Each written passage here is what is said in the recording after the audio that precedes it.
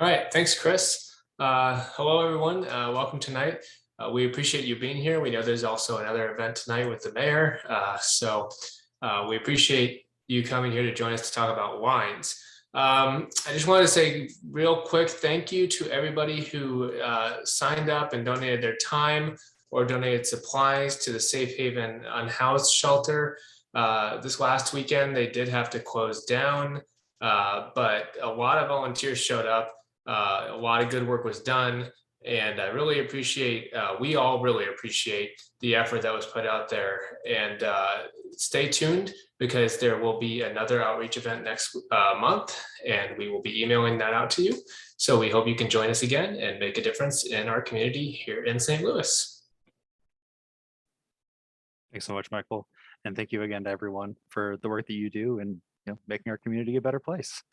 So tonight we have a very important conversation that we are going to be focusing on, which deals with the question of the redistricting process and what it's like to be part of that process as a participant, as well as the ramifications of newly drawn lines that we're going to be seeing moving forward here in the county and in the city. To help kind of guide that conversation and answer some questions about what redistricting is, how it affects us, and what it's like to be involved directly in that process, we have several wonderful panelists who have joined us this evening. Mr.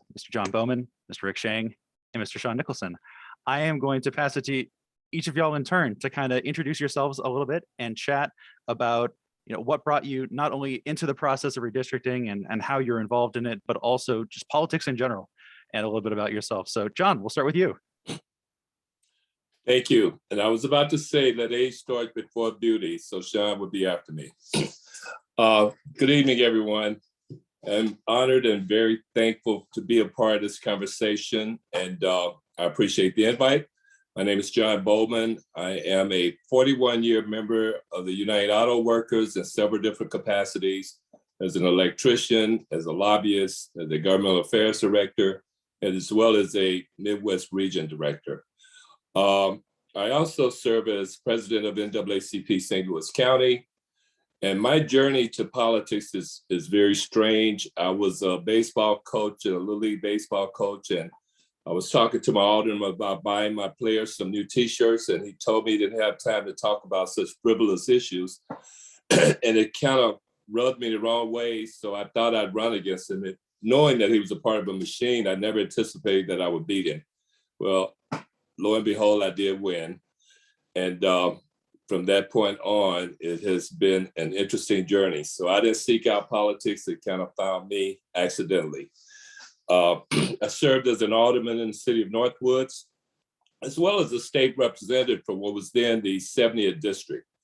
And my first introduction to redistricting was in 2000, during the 2000-2001 redistricting process, where I was first exposed to people drawing a district where my house was a street out of my district, which made me get more engaged in the process.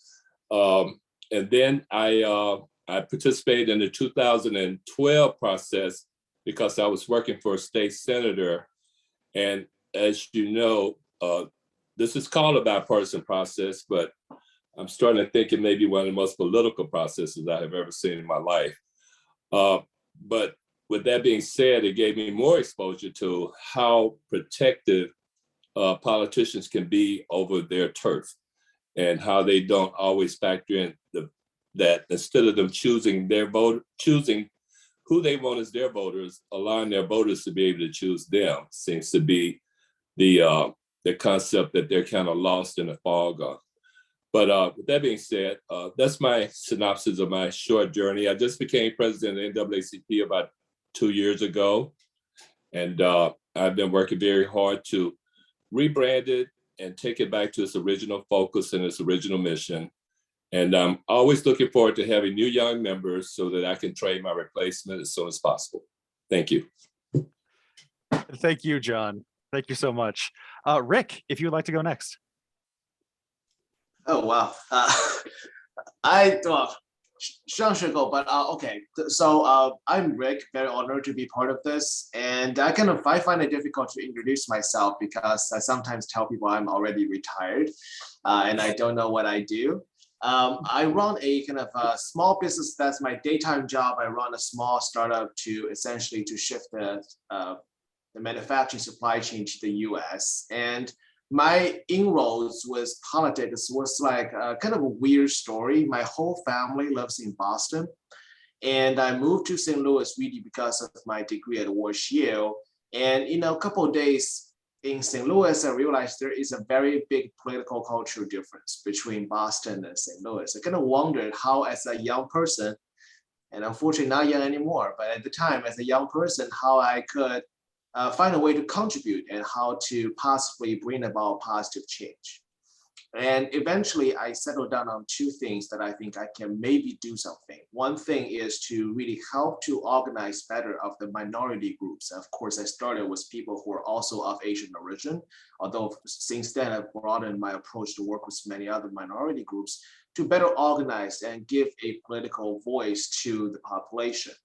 And the second is I feel there are many young people, and I'm very happy that people who are here are not the people that I'm talking about. There are many talented, aspiring young people who are unfortunately tired of politics or don't find politics something they want to do, and that is very unfortunate. As I always tell people, if the good people don't run in politics, then only the bad people will.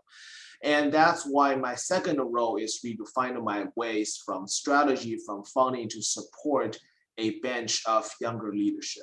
And then it becomes a very clear both things, both for the community voice and also to build a pipeline of leadership are actually partially dependent on having the right kind of map that actually reflects the community and is electorally at least not disadvantageous.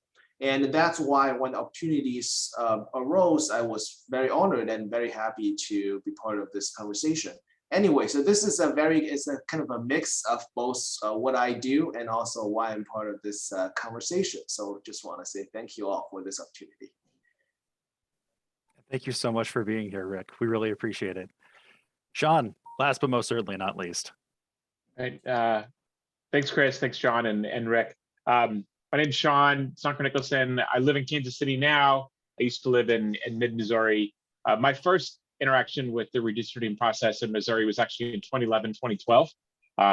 Doing communications and support stuff for folks trying to get more competitive, more fair maps in Jeff City. And it was pretty clear, to John's point, that this is a process that scrambles people's brains and makes otherwise normal people less normal. And it was just a messed up system, like largely because there were very few rules that governed the outcome. There's a few technical pieces, but it really just it was a partisan process, and got to thinking in 2011 and 2012 of like, it would be nice if something was different, but it had never really occurred to me that it could be anything other than it was, and certainly had no frame of reference for how other states did redistricting. And then in 2015, 2016, started working with coalition partners on, what if we did a ballot measure to see if there could be a better way to do this with clear rules and a more nonpartisan process. One of the things that became very clear looking at the good policy that exists in other parts of the country is, whether at the local level or the state level, the elements of a good redistricting process or good set of rules are a nonpartisan process that's got some independent actors in it, not just folks who are selected from partisan groups like this one, frankly. Some good rules that govern the outcome so that there's some guardrails on how things could go, and some transparency so that everybody can see what's going on. Some sunlight can be a disinfectant at times, and it's certainly better than not having any. So we ended up running a legislative reform campaign in 2010 that involved redistricting, have been involved since then through the 2020 campaign and then on implementation itself. So have worked even since then trying to get HR1 and S1 passed in DC that would set some like base level rules that apply to all states, whether they be states like Missouri that has an initiative process or states that don't. I think one fun fact about Missouri is that in the Supreme Court case about redistricting a couple of years ago, both the majority and minority opinions talked about Missouri and why the citizen involvement in the process. So the John Roberts majority opinion, in which he said, judges can't possibly be a part of creating some ground rules for redistricting rules, said, hey, look at Missouri, they just passed something. And Justice Sotomayor said, yeah, fucking look at Missouri. Like, they're trying to undo it right now, and the politicians are doing everything they can to undo what the people have done. So I will leave it at that. But I will say, with the work that Rick and others have done, like we are in a much better position than I ever thought possible in terms of good maps that do elevate counties, or not, that do elevate communities of interest. There was an oodle ton of community work in 2021 to prepare for the redistricting process that ended up happening at the end of 21 and the end of 22. And there's going to be a whole lot more competition and representation over the next decade, at least in the state house maps. So I'm excited about that. Awesome. Thank you, Sean. And thank you all again for joining us. We have a series of kind of like guiding prepared questions to share with the members of our panel, just to get a little bit more insight in some of the particulars of this process, as well as your individual involvement in it. And with that first question, I'm going to kick it over to Vaughn, our Membership Engagement Director. Hey, thanks, Chris. Good evening, everyone. Really excited to have everybody here today. I do see we have an elected official here, Nicole Greer. I believe she's on the Maryland Heights City Council. So shout out to you and thank you for joining us this evening.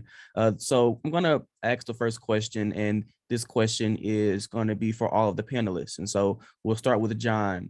It says, can you describe the process of redistricting, and then when and why does it occur?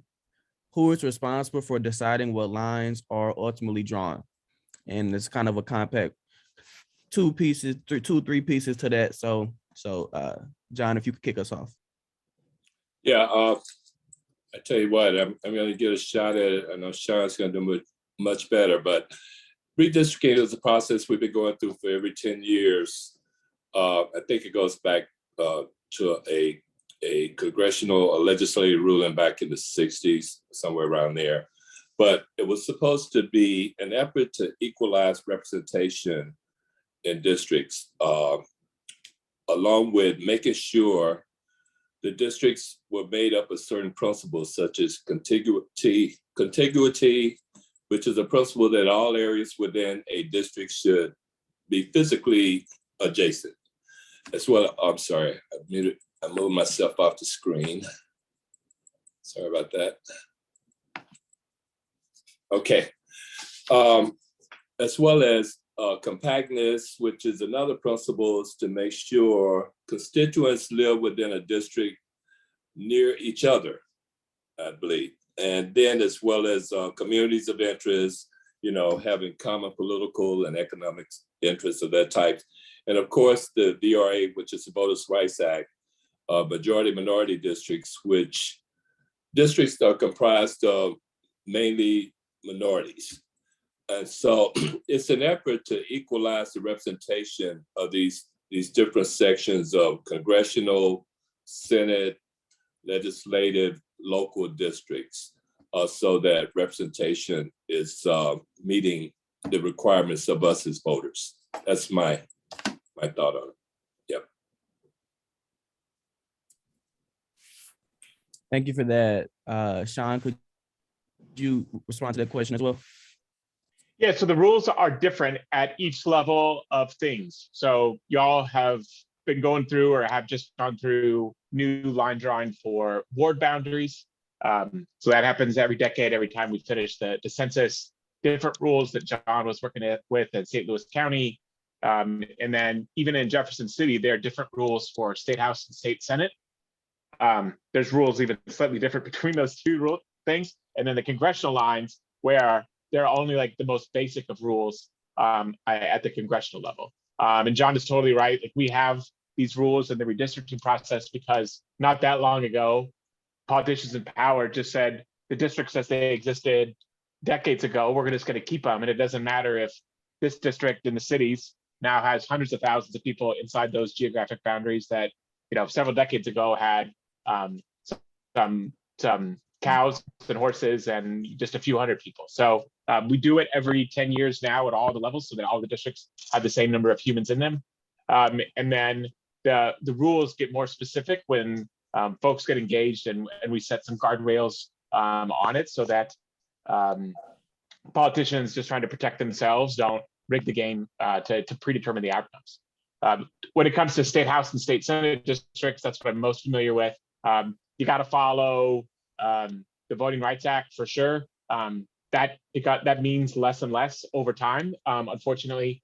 But the districts have got to be essentially the same number of people in them. There are some pretty specific rules on keeping counties and municipalities together on our state legislative maps as well. And then there's a nod towards partisan fairness as well. But all those rules have got to fit together. When it comes to congressional maps, part of why there's been so much drama in Jeff City is there are almost no rules whatsoever. It's got to be equalized population, and you can't obviously violate the Voting Rights Act. But other than that, most anything goes, and that's why that's part of why things have been so nuts. Yeah, thank you for that. And I think it's also important to note that the political structure of St. Louis County is a lot different than the political structure of St. Louis City. And so we have local governments, so like the city of Ferguson, the city of all of these other local governments, and then you got to go up to the St. Louis County Council, and then it even gets more complicated than that. And so it's really interesting to look at the differences between how the government is ran in the city compared to the county. And so I'll hand it off to Geneva for our next question. Thank you so much. So for our next question, I want to ask Rick, what does it mean to be a member of the redistricting committee? How are members of the commission chosen, or sorry, the redistricting commission, and how are members of the commission chosen, and what do your responsibilities look like? And thank you so much for this question. And I also noticed I'm not the only commissioner here, knowing that Nicole is here. First of all, I just want to follow what Shang just said. Unfortunately, there are no rules. I mean, that's not true, but this is almost true. The general idea is both our rules and also our duties and responsibilities are not very clearly defined in the Constitution amendment, which really means once we are selected to serve on the commission, really we define our roles and responsibilities. And I think we actually, Shang knows that we had an internal kind of discovery, and it is public knowledge in the Constitution that there is no procedure, say, actually to remove a commissioner from the commission, even if we've done something wrong. So, it's a very interesting process that you define your roles. But I do want to say first, after the joke, I do want to return to the first question. So actually, how are the members of the commission being chosen? Is actually quite an opaque process. The general idea is, of course, you have to be recommended by your respective party, the Democrats or the Republicans, to the governor. And my understanding, Sean can correct me, is that it is really governor's personal decision. He or she does not need to consult anyone else to pick from the list of candidates submitted by each party. And my joke to my friends is I have the luck to be chosen partially because I have the least experience of all of the candidates, so I'm chosen. But the general idea is it's a fairly opaque process. And then once we're chosen, we really define our roles. The general idea is it really came down for us, at least for our very, very particular commission. We really settled down a lot of what we want to do and what we need to do during the first meeting. It took us like 8 or 9 hours to really argue about a lot of the details, and then we really defined the roles for ourselves. And the general, in a very broad sense, the role for each party is to hold the line, because we have 10 Republican commissioners, 10 Democrat commissioners. You need a majority to pass anything, and you need a 70% majority to send a map to the SOS, which essentially means in order for any commissioner or the respective party to have a bargaining chance, we need to hold the line. That is essentially our main goal. And I guess there are some details, but would always love to try to answer more questions as they arise. Yeah. I served as a commissioner as well for St. Louis County and drawing the county council district, which there are 7 county council districts. St. Louis County has been trending blue for several years, Democratic as far as population goes. There are 14 commissioners. Once again, the process is similar. The Democratic Central Committee recommends the commissioners, and there are 7 Democrats and 7 Republican commissioners, at which on May 28, we received letters from St. Louis County that we were commissioners, which gave us a drop dead date of November the 28th to have a map drawn. So the process was cumbersome because the Republicans selected, and we followed the rules of the county charter as to what qualifies you. And so the Republicans chose several Republican representatives against the writings of the charter, where you could not hold any other office. So from July until October, we were in a standstill because they would not put eligible Republicans in place to replace the ones who were ineligible. So that did not allow us to have all the public input that we would normally get or would have liked to have had. So we were on a mad dash pace from October to November to try to come up with a map. And we did everything. One point, we looked like we could come to an agreement. It's been 50 years since there's been an agreement on a map in St. Louis County, of course. But I think we were close, except for when we had a subcommittee meeting. There were members of the Republican group who wanted to draw a district to protect an incumbent who had moved out of Finn, Missouri to the border of the district. And we were trying to keep municipalities whole. We were trying to be better at this instead of splitting up municipalities. And unfortunately, when the lines were drawn holding municipalities together, it put him in another district. And that was one of the problems. The other problem was they wanted to split University City in half, which it kind of, followed the old premise of the Delmar divide. Well, actually, it was worse than that. It was more like a Mason-Dixon line. And that's where we came to a point we could not agree anymore. So the map at that point was sent to the magistrate judge at the federal courts. We were in court last week to have our attorneys make an argument on behalf of the Democratic map. They had Jane Duker and some other people there representing the Republicans. It's really weird. Jane was there supposedly representing County Councilwoman Rita Days, but the whole time before the judge, she spent her time defending Tim Fitch. So it's really, this process is very interesting. Each time I've seen it, there's a new nuance to it. But right now, it's up to the judge to decide what the county council district maps look like. And we should find out, hopefully, before people begin to file next Tuesday.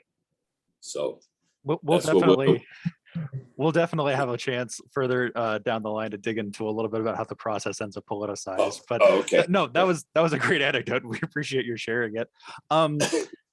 Our next section of questions are focused on folks who have been involved in the redistricting process as a commissioner. And because we are incredibly fortunate to have Nicole Greer with us, I would also love to open up these questions to her as well. So these next series of questions are then for Rick, John, and Nicole.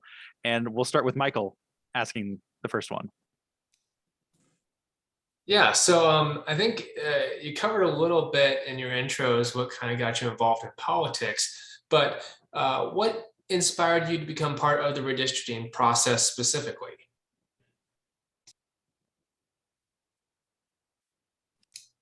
Good evening, everyone. I'll take that one. This is Councilwoman Nicole Greer from Creve Coeur. Maryland Heights is my friendly neighbor, but I'm in Creve Coeur.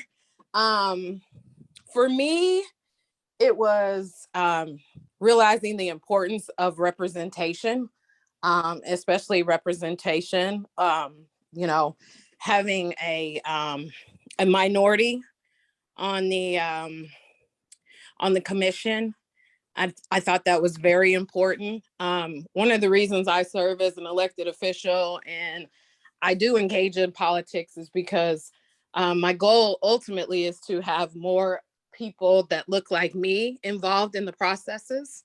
I think it's important for people to see that.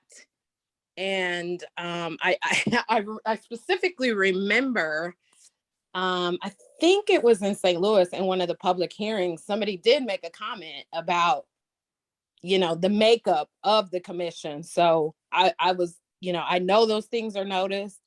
And I was glad that, that was brought up. And I was also glad that I could be a part of the process to be a representative of people who are normally underrepresented in these processes. Especially, I was the state Senate commissioner Democrat for Congressional District 2. And I think it's really important because in CD2, we really, as a minority, as a Black woman, we really just don't have representation in that district. So that is why I stepped up to serve.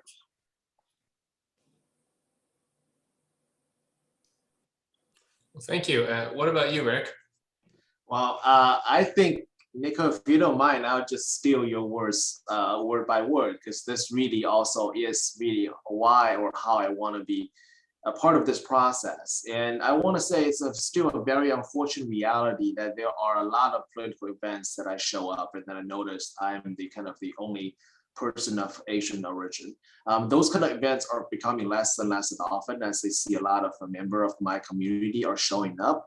But I do feel there is a reason and a cause to kind of just show up and participate and try to bring some representation to the table, especially noticing that the Asian population is growing very fast in the state of Missouri, and we are fairly well known to be kind of largely fast growing, but not kind of quote unquote included in the political process. So I feel this is kind of my duty to be a part of this process, and I very much appreciate the honor.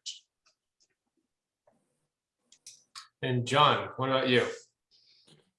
Well, similar to both Nicole and Rick, I was introduced to this process by former State Representative Betty Thompson, where we actually participated in drawing a map on her carpet, her green carpet on the floor, census block by census block, with a pen. And she made it clear to me at that time that it was important for us to engage this way so that we would make sure minority representation was firm as well as female representation. And so I continue to be engaged in these processes because a fair and balanced representation is extremely important, not only to me, but my neighbors and my whole community. So anything I can do to make sure that happens, I'm willing to participate in it.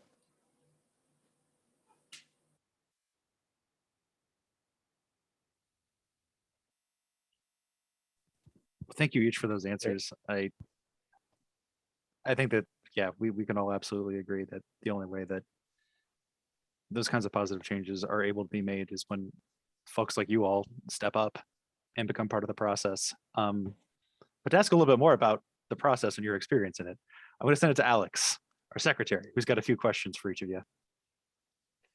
Thank you, Chris. Yes, for all three previous speakers, we'd love it if you could talk about whether or not you felt engaging in this process. Through engaging, were you able to contribute to the process in a meaningful way?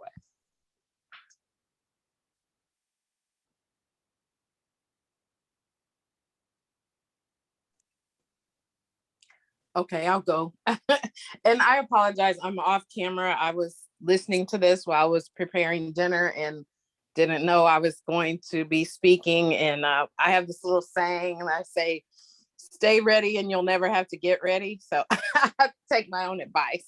But for me, I feel like, yes, I think that I was able to bring things to the table that maybe other commissioners were not, just things that they weren't thinking of.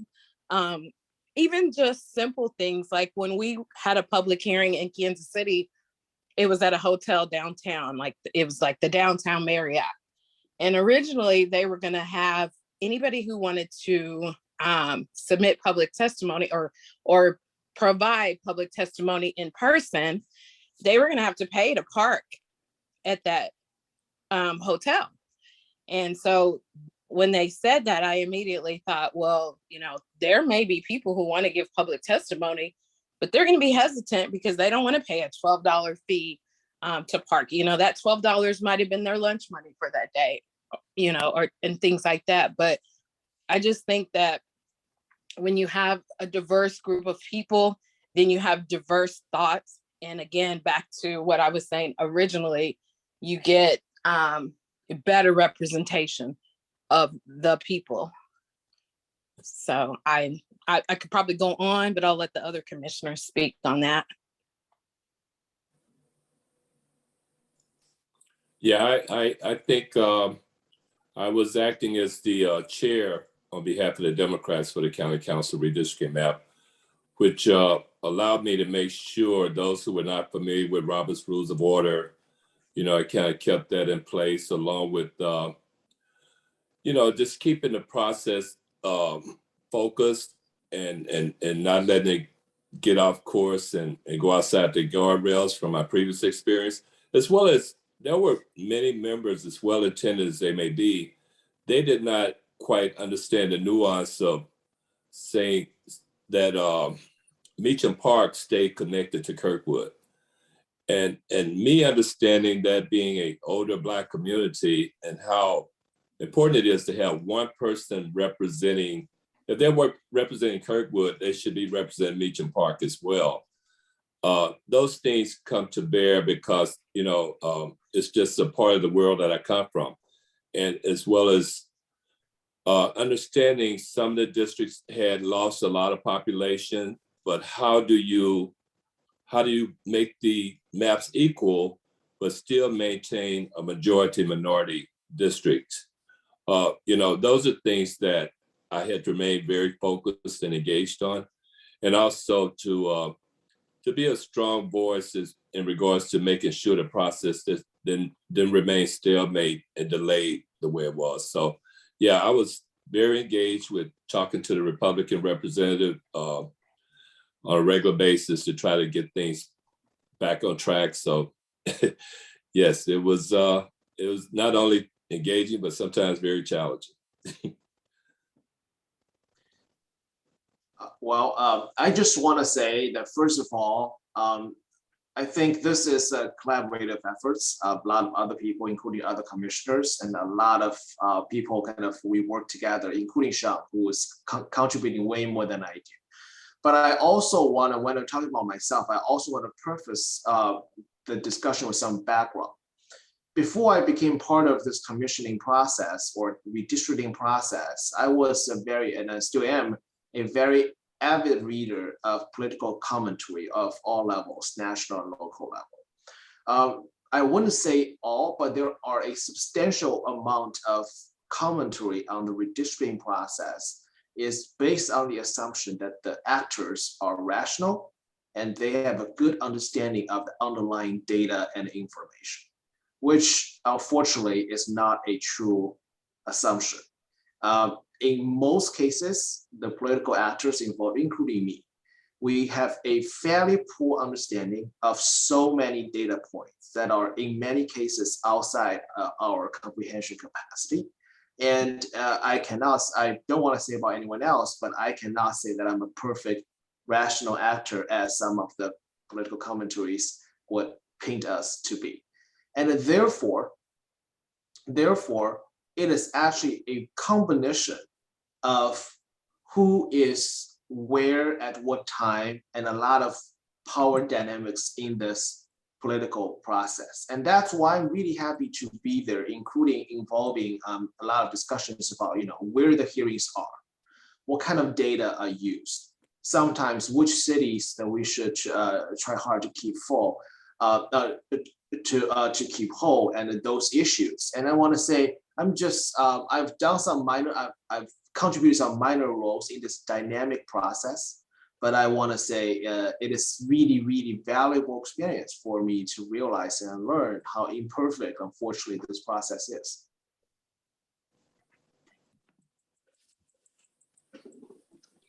I think that connects rather neatly into the questions that Emily has for y'all regarding kind of reflecting a little bit on the process itself and what you gained from it. So my next question is for Rick and John. And I'm curious, did you feel like you were able to contribute to the process in a meaningful way? Oh, we're actually on the one right after that, Emily. Oh, sorry. No, you're totally fine. And Nicole as well, if you want to weigh in on the thoughts, that'd be awesome. My actual question is, what did you learn from the experience and what surprised you?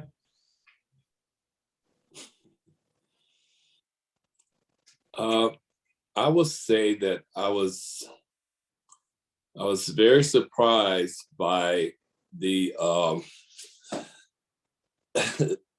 the unwillingness to follow the rules by my counterparts.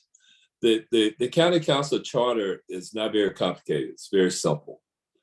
And at every turn, I ran into pushback on us just following those basic rules.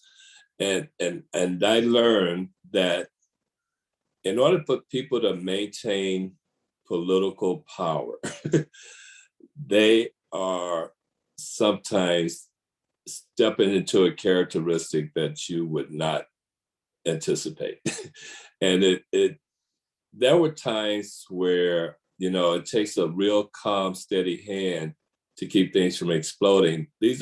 I get it. These are very emotional moments every 10 years, but in reality, some of the roadblocks we had on the county council could have easily been satisfied by just placing eligible commissioners. And I feel like the public was cheated by us not doing that. They didn't have a chance to have enough input, and we were rushed to meet a deadline that possibly could have ended with a compromise if we had more time. So I learned that, it's hard to get the compromise out of a 7 and 7, an equal number of supposedly nonpartisan actors, but you have 7 Democrats, 7 Republicans, and it starts to show up in the behavior of the way the process goes and the map is drawn. So, yeah, I think, and Shang may correct me on this, I'm not so sure that process 7 and 7 and 10 and 10 is going to be the best way forward. I think actually, I know it wasn't. Clean Missouri was the best way forward, but this process just seems to be doomed to fail. 7 Republicans, 7 Democrats, 10 commissioners, Republican Democrats. It just draws us to a stalemate. And even when they did agree, you guys, I applaud you at the House level to come together and draw a map that you agreed on. But as you can see, with a dysfunctional Senate, we're still in a bad place. So anyway, it's always something new every 10 years to learn, that's for sure. I'm just not sure if this is the process, the path to keep going down. Right. And to follow up with that question, would you do it again? No. I mean, no, if duty called, I would do it again, but it would not be me raising my hand. I'll just put it that way. Rick and Nicole, same questions. What did you learn? What surprised you? And would you do it again? Thank you for repeating the question. What I learned is, so I'm going to contradict Mr. Bowman a little bit. I mostly agree with what he said, but I learned that if you do, if you do the right thing, the ethical thing, I'll say it like that, Republicans and Democrats can actually agree on something.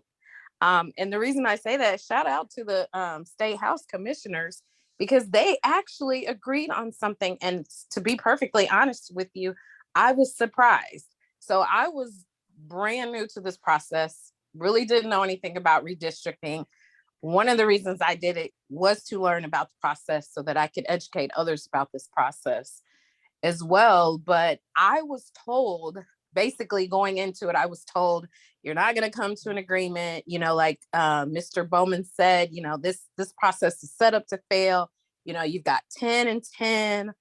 I felt like in our process, I felt like the Republicans were just banking on us being down one person so that they could win a vote on something.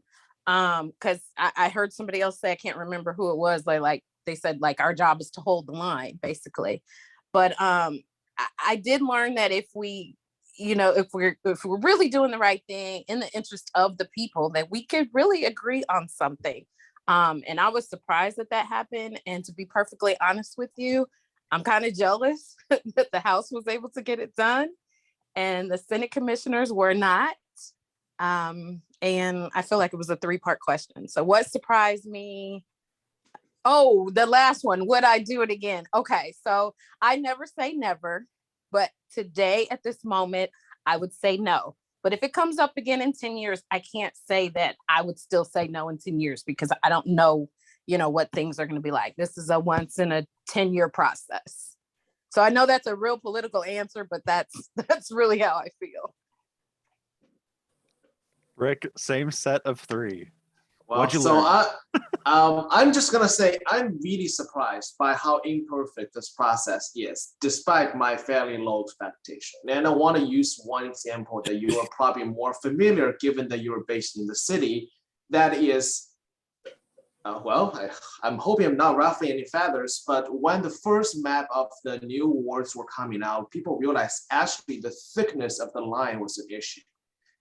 Right? Because how thick the line can actually really poorly define where the districts are. And that actually is the same kind of issue we have even at the state level. Different software use, different pieces of software use different ways to mark the boundaries. So there are slightly very minor differences here and there. Or when people say, hey, we can, we are looking at the demographic data, we know the political inclination of the population, we can draw maps, and actually if you dig into the data, you realize actually how the demographic and the political information is calculated. It's very, very tricky. I don't want to say it's always problematic, but there are definitely cases where I would say the calculations are a little bit not as trustworthy as I would come in assuming they are. And that's kind of the situation. The people are dealing with a lot of imperfect information and trying to make a decision that can easily impact so many, like tens of millions of people across 10 years. And that's why, that's how I was most surprised. And that's also why I'm like, if such opportunities arise again, I definitely want to be a part of the process, because in such a dynamic and imperfect process, the only way to exert influence is to be there. If you're not be there, and I don't want to use that metaphor because it's not accurate, but I think an easy to understand way is to say, if you're not at the table, you're on the table.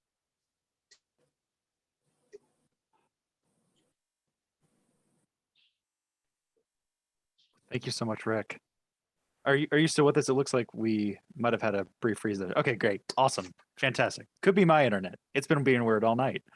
Well, I have the great fortune of getting to dig into a little bit of some of the stuff that we've hinted at a little bit previously with regards to the political implications of redistricting and the politicization of the process. So I'm very excited to ask these questions. For the sake of time and to make sure that the members who are here have the opportunity to ask some questions of their own near the end of the program, I'm going to go ahead and condense my next 2 questions into kind of one 2-part question.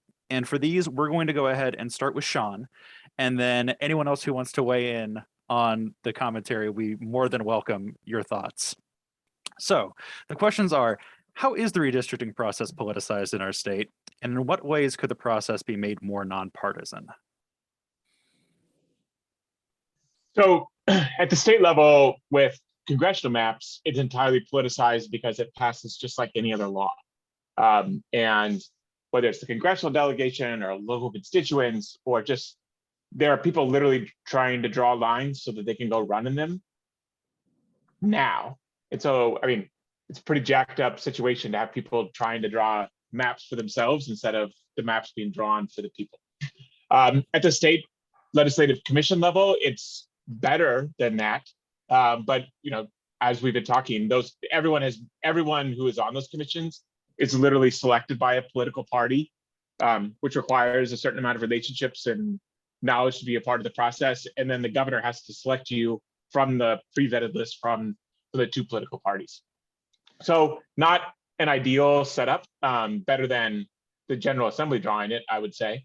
I think the one thing, in addition to like all of the process things that we talked about and we campaigned on in 2018 and 2020, is that I think one of the things that really has stood out to me is that the one thing that really impacts behavior beyond some of the rules is the knowledge that if you do this wrong, someone's going to sue you and all of the work that you've done goes away. And so I think one of the things that is crucial in any sort of reform is for members of the public to have standing if the maps are skewed, if they're out of line, if you can show with math, whether there's a racial gerrymander, whether there's a political or a partisan gerrymander, that somebody can go to court and say, this game is rigged, I want new lines. I think that is super duper important beyond the process and the other criteria.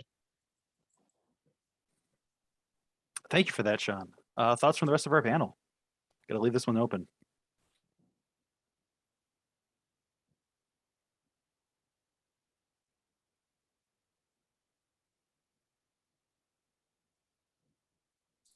I guess I'll go.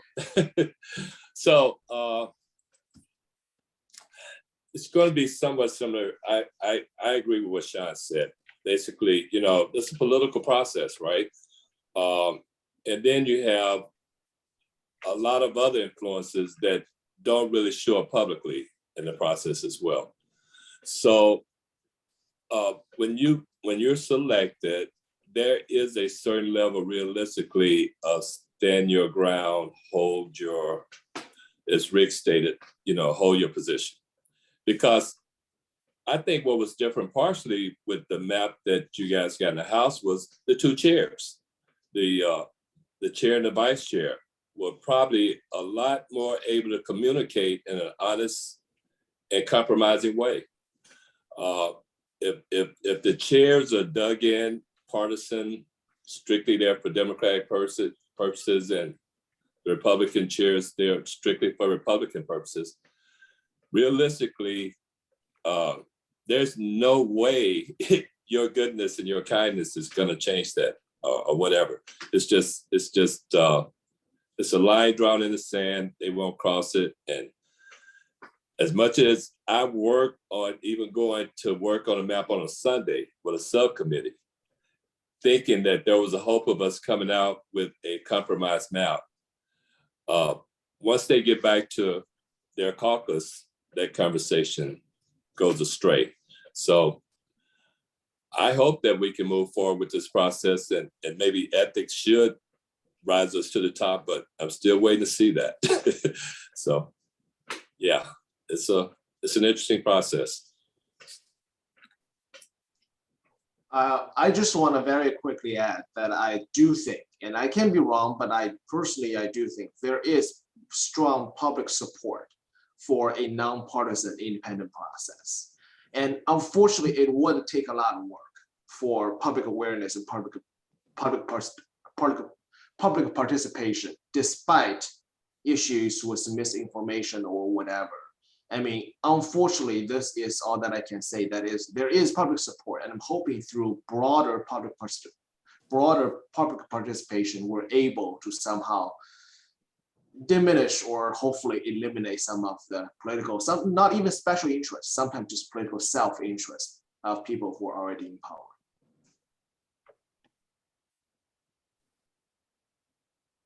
And then Nicole, anything that you wanted to add before we move on? No, I just agree with everything that's already been said. So ditto to all of that. I really don't have anything to add. Amazing. Thank you all. Sean, you should have some fun with this one. What are the political implications of the new maps for state level office that have been passed? Yeah, I mean, on some level, so when the game gets rigged, we all know who's going to win before when filing closes. Because if there's one candidate from one party and it's drawn in such a way that there's no competition, or it's drawn in an area that's one party, that person won when they won filing. I think St. Louis County is one place where a whole lot, like there's a huge leverage set of choices that the judicial commissions are going to have to make. If you want to super rig the game, you can have a super Republican seat, where Andrew Candidate currently lives. You can shore up all the incumbents, and then voters really have no functional choice of what may happen over the next decade. I think what we're going to see in the state house districts, especially in South County, West County, and like farther West County, is there's going to be competition and opportunities for Democrats to go campaign and win in ways that they haven't in the past, or at least haven't for the last decade. And so I think that's super duper great. Also, like there's political implications and games get played inside party caucuses about who doesn't want to be in the same district as somebody else. Incumbents sometimes lose track of like what the whole point of the thing is, and they get more worried about their own particular future instead of like what's right by their constituents or by the communities, and that's not a partisan thing at all. But yeah, I mean, I think I think there's like at the same time there's also like some other nonpartisan things that are really good about what's come out of the state legislative map. So there are more majority Black districts across the state than there have been the last decade. And there is in Kansas City, there is a district that has a much larger Hispanic voter age population than it has in the past, where Hispanic voters have been split across, or like been split up across a couple of Democratic leading districts. But so there wasn't a partisan implication, but there was a very real implication on that community's ability to impact the outcome of an election. So I think that piece is great. That is where, frankly, a lot of nonpartisan and community work to map where there are communities of interest really paid off, because commissioners could look and say like, hey, folks came and said, hey, Ferguson shouldn't be split into 3 different districts in a way that limits their political power in both the House and the Senate. That is a messed up situation for the people of Ferguson. And so that is like one specific place where members of the community and then the mayor of Ferguson and then others like on the commission said like, hey, we're not doing this. We're keeping the city together. There's a legal encouragement for us to do it, and it's the right thing. So it's all of the above, both communities, partisan implications, and then also the political future of folks who are running for office. All kind of get impacted by, not all kind of, like all of them get impacted by the way the lines end up being. And here people thought maps could be boring. Amazing. Thoughts from our other panelists, contributions, comments?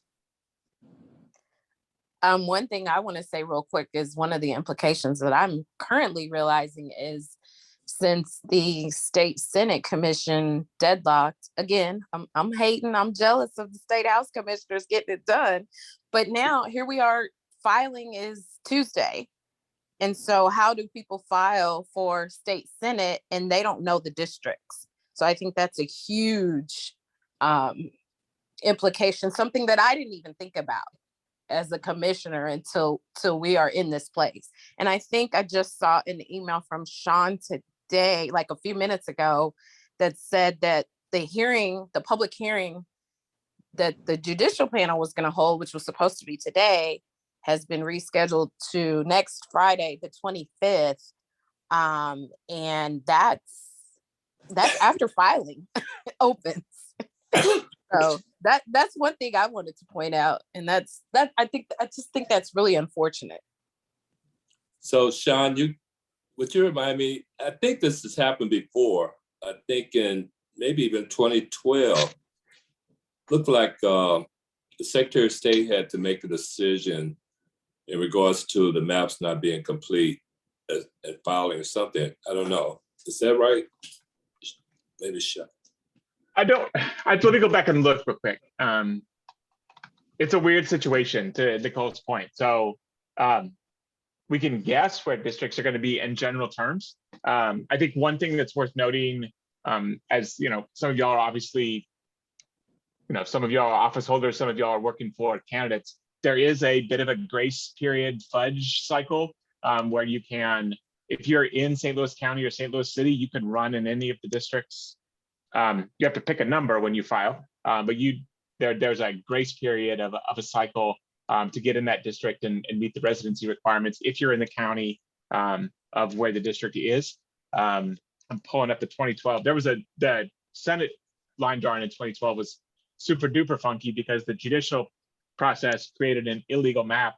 And so then there was a bonus commission because judges drew an illegal map. And so it was like way, way late in the process that the lines got drawn for state senates. But I'm pulling up to John's question about what happens with filing deadline.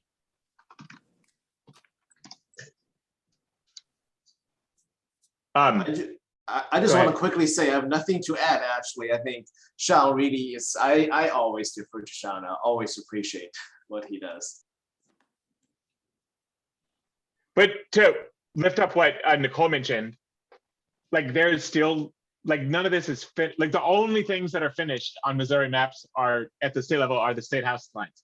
We don't have state senate districts. We don't have congressional lines. And the one place that people actually can be involved and have a real impact, frankly, way more than you can have an impact on the congressional lines, is with the judicial commissions. They were supposed to meet this morning to hear public testimony. Now that's been deferred 8 days. I will drop in the chat a way that you can offer testimony, either commenting on plans that exist, lifting up things you've already submitted before. That cake is not baked yet.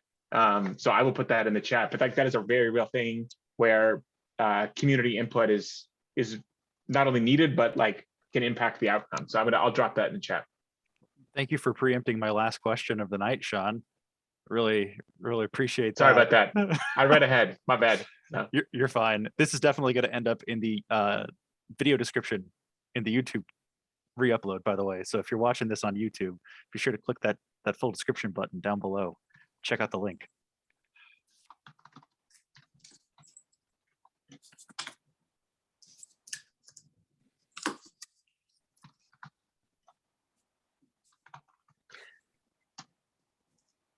Awesome. Thank you for that, Sean. Copy and pasting that presently. And were we able to find info on what happened in 2012? Not yet.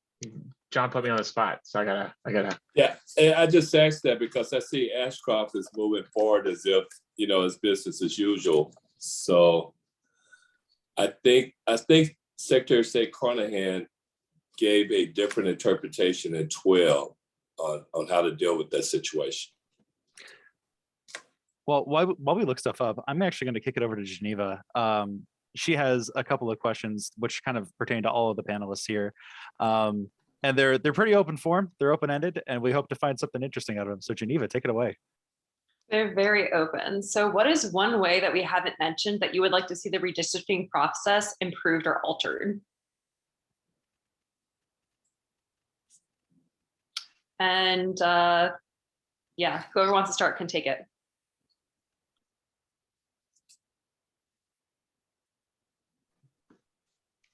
You need more nonpartisan and independence in the process, like clear rules that protect the people, like not politicians.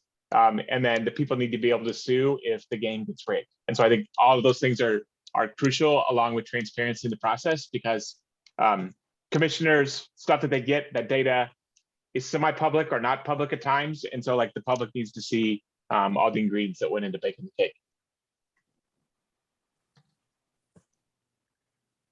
And I will piggyback off of what Sean said, because one of the things that was really frustrating to me is the whole transparency thing.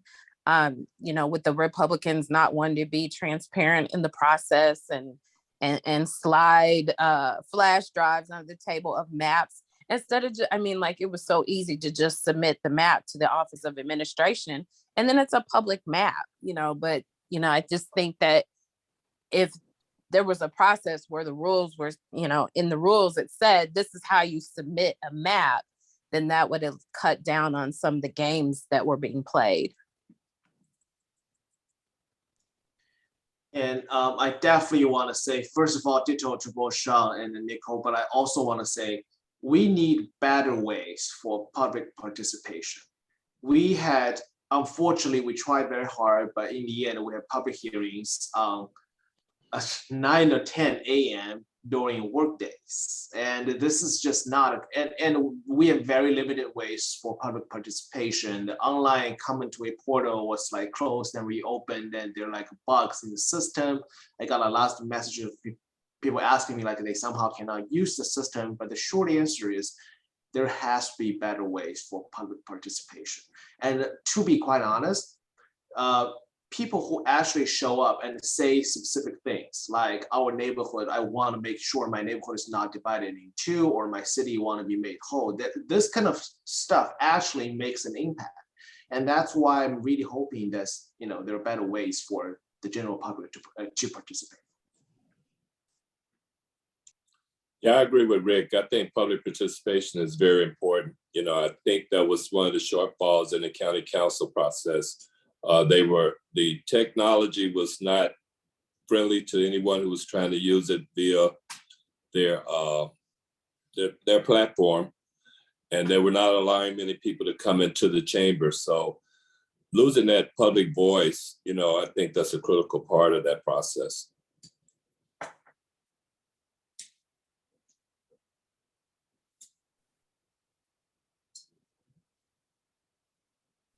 Vaughn, do you have a question?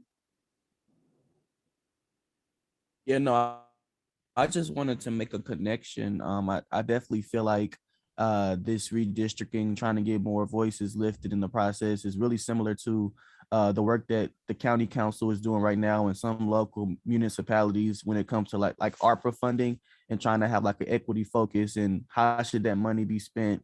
You know, there's been talks with our county council with some people who want to see the golf carts get revitalized and things like that. And so it's really important. I know Councilman Ritter Day said the squeaky wheel gets the oil. And so it's really important for people to speak up and speak out and use their voice because other people are. And so if we're not mobilizing and speaking up in these meetings and being visible, we're kind of just not there. And so it's really important to have that voice in the conversation. So I made that connection from what's being said right now. So I just wanted to say.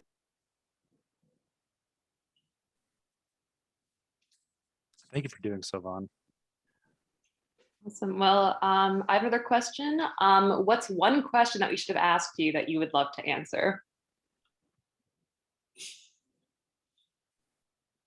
Wouldn't you know, we're not experts on redistricting. We don't know when the congressional map's going to come. We have no idea. That is a great question that we'd love to have an answer to.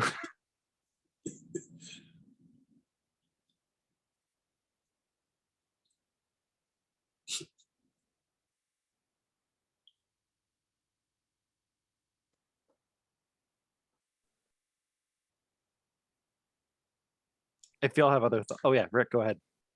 Oh no, I don't have any thought to actually this question. So I don't even know how to think of something. But I do want to actually respond to Felicia in the chat saying if we want people to participate, then people should feel that their participation is reflected. And I just very quickly say yes. That's why we need a accountable and a transparent process. And unfortunately, we're not there.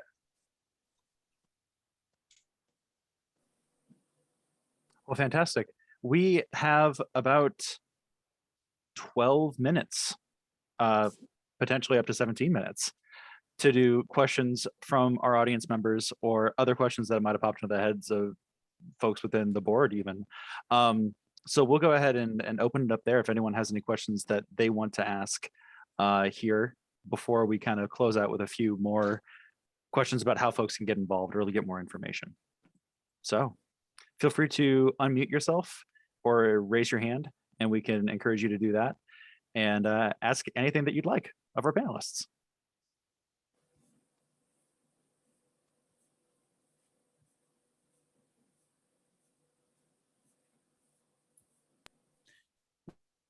Well, I can jump in. I have a question. So I am interested in, I guess, with the experience everyone has, unique experience in redistricting. Do you honestly feel that the county government and the city government is in a place where we can see tangible progress because of the really serious fragmentation that we see in our local government.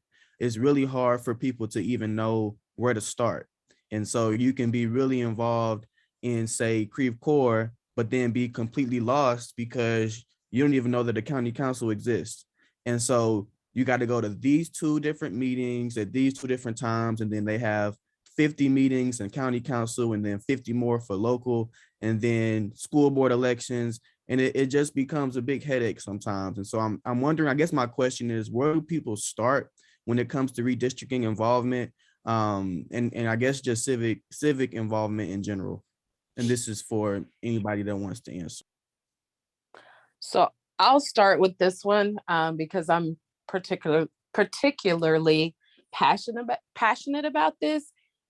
What I tell people is to start at your most local level. So what I say is there's layers to this, right?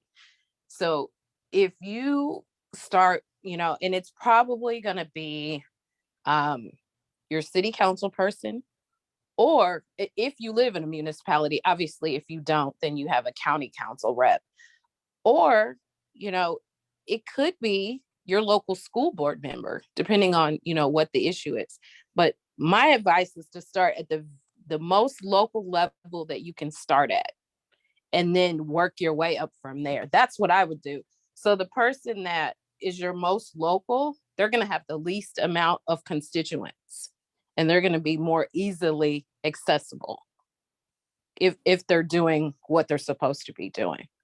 So yes, you're absolutely correct. It's crazy because you have so many, represent. Who do I start with? I would start at that most local person, and then you can work your way up from there. That would be my advice. Yeah, I think you're dead on. I guess that's where the phrase comes from. All politics are local.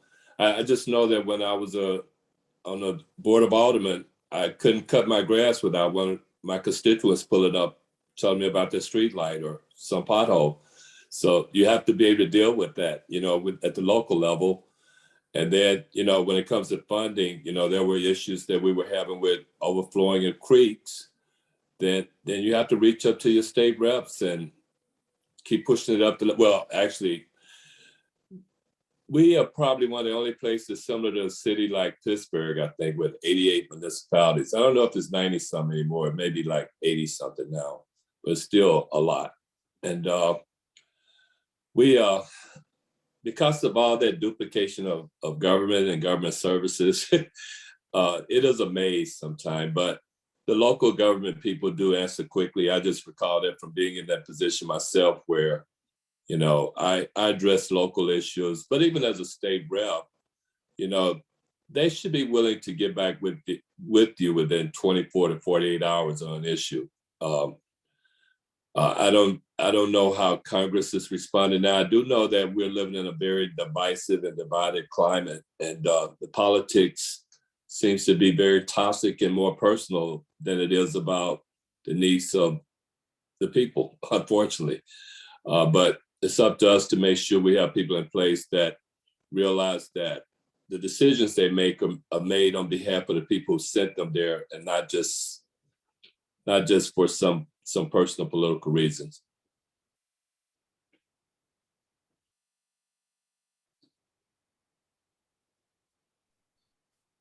Thank you for that. It's really, I know I'm kind of getting my feet wet in the whole political process, and who to call when there's issues and things like that. But yeah, I definitely feel like it's somewhere needs to be a little bit easier to navigate. And so starting locally is definitely a good starting place. Does anyone else have any questions at this time for our panelists?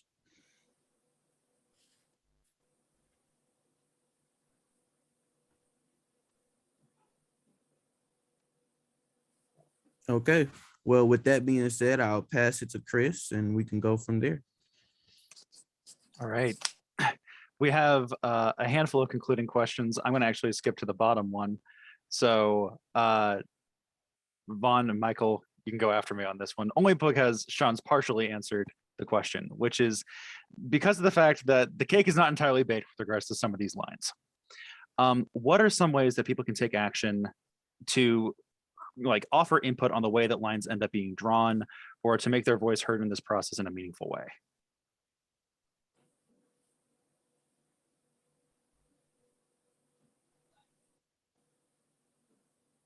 I'll go on that. At least for state senate and state house, I can speak for those.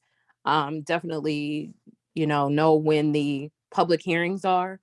If there's a public hearing in your area, try to show up for those. And if you can't show up, you can even, everybody's got someone on the commission that represents their district.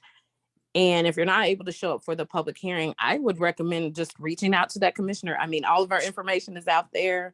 I did have people, emailing me, calling me about their concerns. So just, again, show up, speak out at the public hearings, and reach out to those commissioners, especially the ones that represent your district. And you can really reach out to any commissioner, but obviously, I think it's a good idea to reach out to the one that's representing your particular district. And just, follow the process. Every meeting was posted online. You could, even if you missed a meeting, you could go back and listen to it later. Just, keep yourself informed and educated, and know where we are in that process.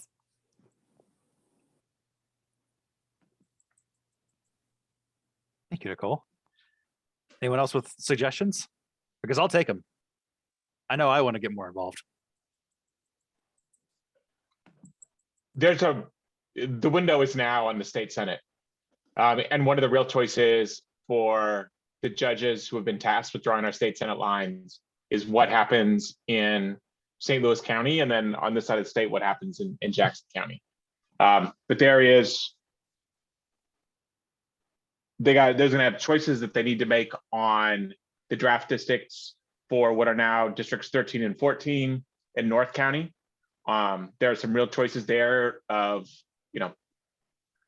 there are one of the plans, the last Democratic plan had 2 districts that were majority Black voting age population. The Republican plan overpacked Black voters into 1 state senate district, which, and then had slightly less Black voting age population in the 2nd North County district.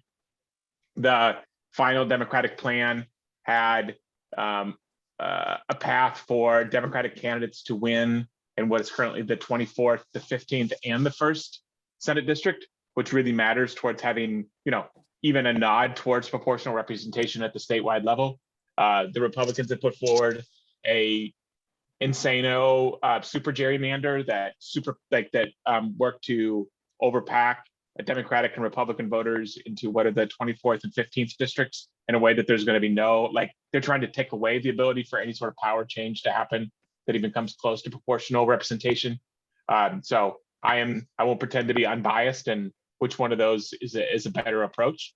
But there are choices that have to be made both in which municipalities are going to be put together in state senate districts, and the choices made in St. Louis County and Jackson County are going to determine the statewide power share for the next decade.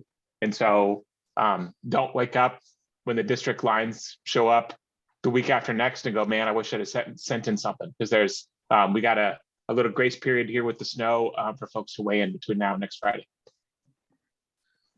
I just want to say I agree, and I also want to add that for the judges, I want to say again that the judges are not redistricting experts, and my personal feeling is none of them actually want to be in the first place. And also, quite a few judges are actually fairly new, even in the current roles, and that's why I feel public participation especially matters in those cases to really hammer the message in, I think.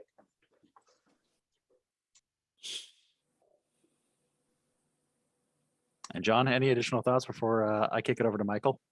Yeah, actually, he's right. According to the last map that I saw the judges drew in 2012, when we were trying to straighten up the lines and hold municipalities together, those were some of the worst drawn maps I have ever seen. So yeah, we should try to stay on top of this. Absolutely.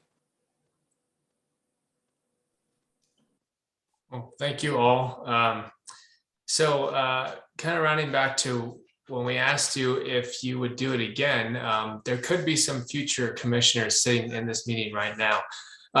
If we were interested in getting involved, as appealing as you've made it, what should we do? The process at the county level is, as I said, you're selected by the central committee chair and the committee people. That's one of the overlooked processes of this thing, committee people and committee women and men. That's at the county level. In the city and the alderman, I'm not sure how St. Louis City goes about selecting their commissioners. Shang might be able to help with that. And earlier it was stated, it's still a political process, even at the state and legislative levels, where the Democrats and the Republicans select or put forth several names, and then the governor weighs in on it. So, yeah, it's that Democratic Party thing, you know. Go ahead, Shang.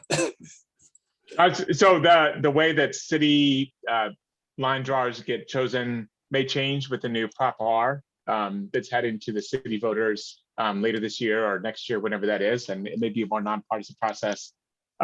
I would say, I don't know if I can adequately describe how fun the CD1 Democratic Commission choosing meeting was earlier this year. I've never seen anything like it at all. The second congressional district meeting was night and day different between how those two exactly same Democratic structures made their selections, but one had bullhorns and screaming and stuffing, all sorts of insane things, and then one was was much more polite. So part of it is like showing up and like, you know, the people who won, you know, organized and they got the votes, and that's how, you know, y'all are organizers, and if you're not, then you don't win as often. So you know, the folks who showed up and got on the commissions were the ones who did the work and got their people there. And also you have to make your desire be known. If that is your desire to serve in 10 years, let people know. Let the right people know. I totally agree with Nicole, and it's something that I learned from a shy person with some low level of social anxiety. What I learned in the past 10 years is it does not actually hurt to tell people to say, hey, this is what I want to do and where I want to go, you know, down the road. Please keep me in mind or let me know someone else to talk with. So yeah, some people say a closed mouth don't get fed. So you have to let people know. Well, don't be terribly surprised, and if 10 years time, some of the members of this Zoom are sending you messages, making their interests known. With that being said, last question that we have is Vaughn's, and it pertains to these maps.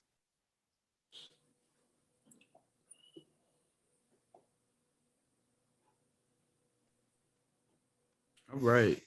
If our members wanted to learn more about new maps and the new maps that are currently in the process of being created, where should they look? I need to jump in this. Please follow Shang's Twitter. That's where I go. Yeah. Okay. I'll shut up. Yep. So I'll drop links. Yeah, the state website is terrible, but it's out there. But yeah, we could drop some links.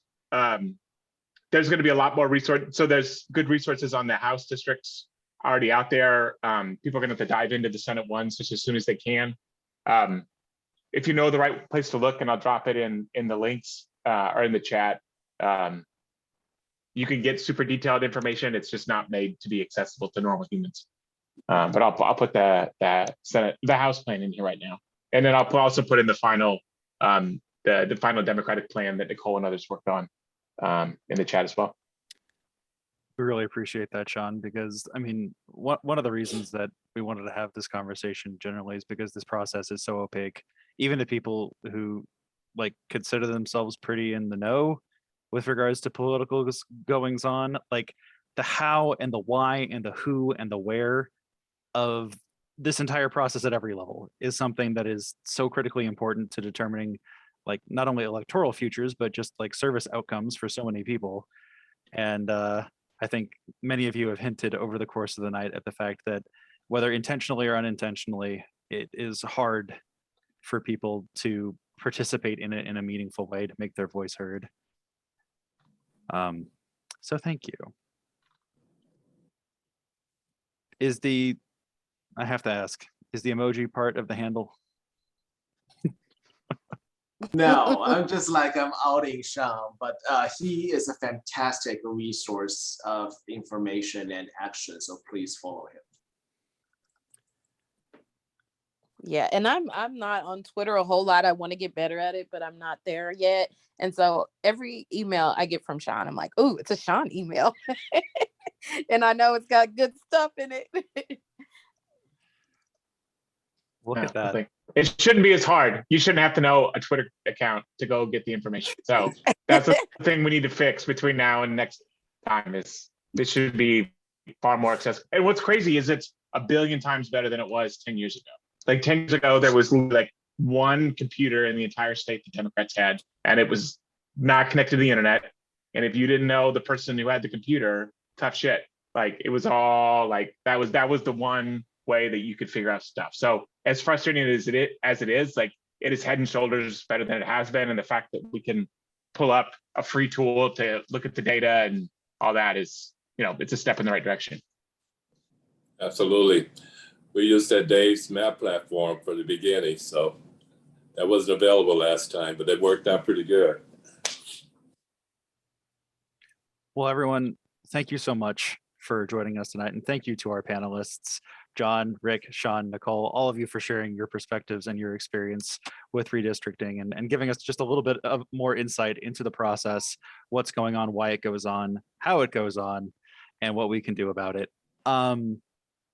If you are watching this here, or if you are watching this after the fact on YouTube, and you have additional questions that you would like to have answered about the redistricting process or about our organization in general, please feel free to send us an email, stlyoungdems@gmail.com. We would love to hear from you. And even if we don't know the answer to something, we will try to point you in the direction of somebody who might. We want to be a resource in that way. As Michael mentioned at the top of our meeting, please keep your eye on those emails and on our social media for potential opportunities to get engaged with us on the community outreach level. We'll be planning our next community engagement event for March in the not so distant future. So look out for that coming to you. If you are already a member, thank you so much for supporting our organization. If you are not a member or you know people who aren't members and they should be members, please head over to our website. There are links about what membership entails and how to join there. And Emily, if you want to drop our socials handles in the chat for folks, be sure to follow us on social media. Emily does a great job. She's fantastic. The voice of the St. Louis Young Democrats. We are at STL Young Dems. This has been a wonderful meeting. Thank you all for your participation. And we very much look forward to seeing you again in the future. Have a great night, everybody. Thank you. Thank you for letting me crash your party. I appreciate being invited into the space. Thank you all for being here. Thank you.